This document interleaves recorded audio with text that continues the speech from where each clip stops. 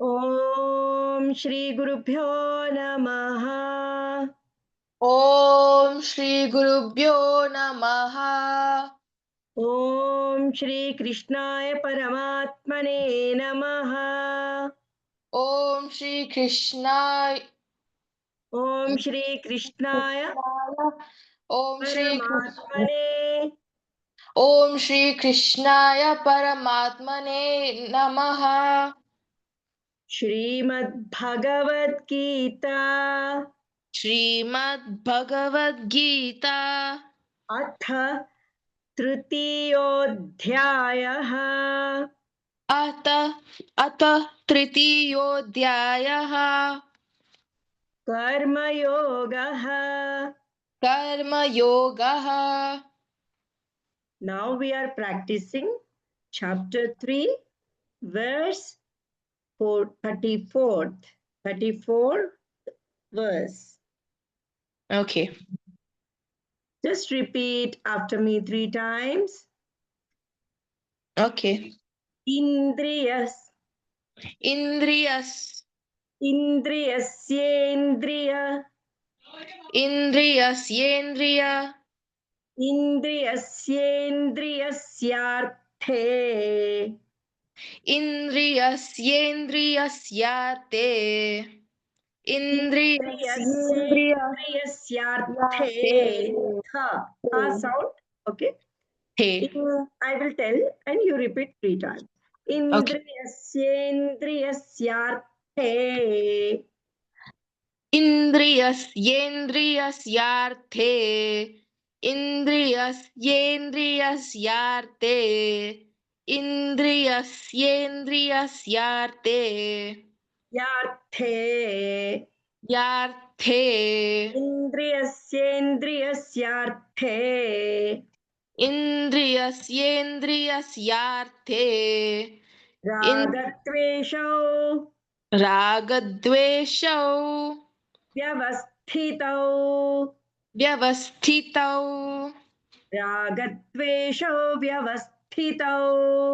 రాగద్వేషౌ వ్యవస్థితౌ వ్యవస్థితౌ Ragatveshau vyavasthitau. 3 times. రాగద్వేషౌ వ్యవస్థితౌ రాగద్వేషౌ వ్యవస్థితౌ రాగద్వేషౌ వ్యవస్థితౌ Vyavasthitau. వ్యవస్థితౌ Ragatveshau vyavasthitau. రాగద్వేషౌ వ్యవస్థితౌ వ్యవస్థితౌ ఇంద్రియస్యేంద్రియస్యార్థే రాగద్వేషౌ వ్యవస్థితౌ. ఇంద్రియస్యేంద్రియస్యార్థే రాగద్వేషౌ వ్యవస్థితౌ ఇంద్రియస్యేంద్రియస్యార్థే రాగద్వేషౌ ఇంద్రియస్యేంద్రియస్యార్థే రాగద్వేషౌ వ్యవస్థితౌ తయోర్నవశమాగచ్చేత్. తయోర్న వశమా వశమా తయోర్నవశమాగచ్చేత్. తయోర్న వశమాగచ్చేత్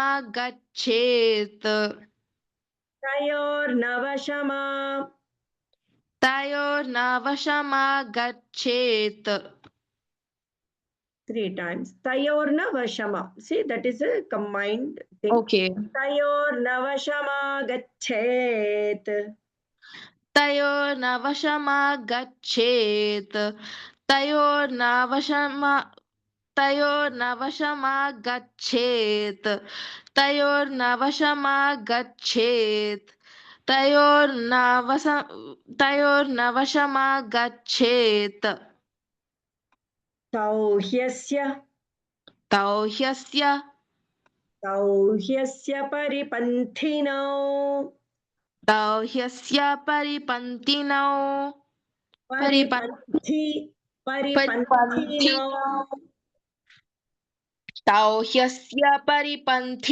తౌహ్యస్య పరిపంథినౌ तौ ह्यस्य परिपन्थिनौ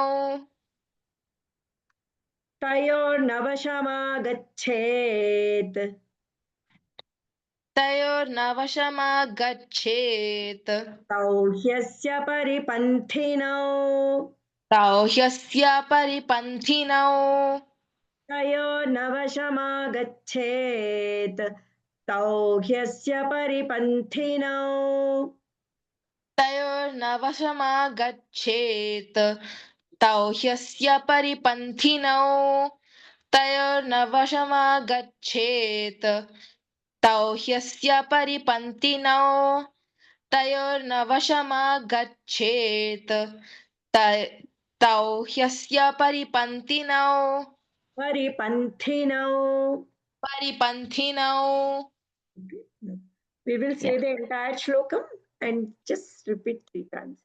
Okay. इन्द्रियस्येन्द्रियस्यार्थे रागद्वेषो व्यवस्थितौ तयोर्नवशमागच्छेत् तौ ह्यस्य परिपन्थिनौ इन्द्रियस्येन्द्रियस्यार्थे रागद्वेषौ व्यवस्थितौ तयोर्नवशमागच्छेत् तौ ह्यस्य परिपन्थिनौ इन्द्रियस्येन्द्रियस्यार्थे रागद्वेषौ व्यवस्थितौ तयोर्नवशमागच्छेत् तौ ह्यस्य परिपन्थिनौ इन्द्रियस्येन्द्रियस्यार्थे रागद्वेषौ व्यवस्थितौ No.